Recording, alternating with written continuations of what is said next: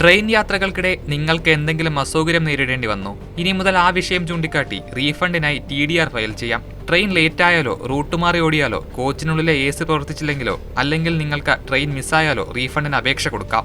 3 മണിക്കൂറിൽ കൂടുതൽ ട്രെയിൻ വൈകിയാലാണ് മുഴുവൻ തുകയും റീഫണ്ടായി ലഭിക്കുക. AC കോച്ചുകളിൽ 2 മണിക്കൂറിലധികം നേരം AC വർക്കായില്ലെങ്കിലും പണം തിരികെ കിട്ടും.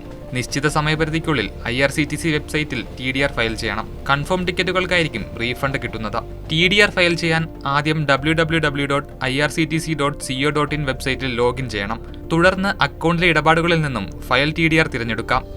PNR സെലക്ട് ചെയ്ത ശേഷം പരാതിപ്പെടാനുള്ള കാരണവും തിരഞ്ഞെടുക്കണം. യാത്രക്കാരുടെ എണ്ണം കൂടി നൽകിയ ശേഷം TDR ഫയൽ ചെയ്യാം. കൺഫർമേഷൻ നൽകി കഴിയുമ്പോൾ TDR ഫയൽ ചെയ്തതായി നിങ്ങൾക്ക് സന്ദേശം ലഭിക്കും. TDR ഫയൽ ചെയ്യുന്നതിനും റെയിൽവേ സമയപരിധി നിശ്ചയിച്ചിട്ടുണ്ട്. 3 മണിക്കൂറോളം ലേറ്റായ ട്രെയിനിൽ നിങ്ങൾക്ക് യാത്ര ചെയ്യാനായില്ല എന്നതാണ് പരാതിയെങ്കിൽ യാത്രക്കാരൻ കയറുന്ന സ്റ്റേഷനിൽ നിന്ന് ട്രെയിൻ പുറപ്പെട്ട സമയത്തിനുള്ളിൽ വേണം TDR നൽകേണ്ടത്.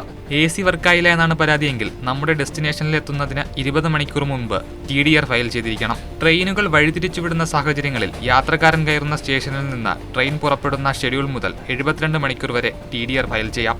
ലോവർ ക്ലാസ് റിസർവേഷൻ യാത്രക്കാർക്ക് അങ്ങനെ യാത്ര ചെയ്യാൻ സാധിച്ചില്ലെങ്കിൽ യാത്രക്കാരൻ കയറുന്ന സ്റ്റേഷനിൽ നിന്നും ട്രെയിൻ പുറപ്പെടുന്ന സമയത്തിന് 3 മണിക്കൂർ മുമ്പ് TDR ഫയൽ ചെയ്യണം. കണക്റ്റിംഗ് യാത്രാ ടിക്കറ്റുകൾക്ക് റീഫണ്ട് ബാധകമല്ല എന്ന കാര്യം കൂടി ശ്രദ്ധിക്കണം.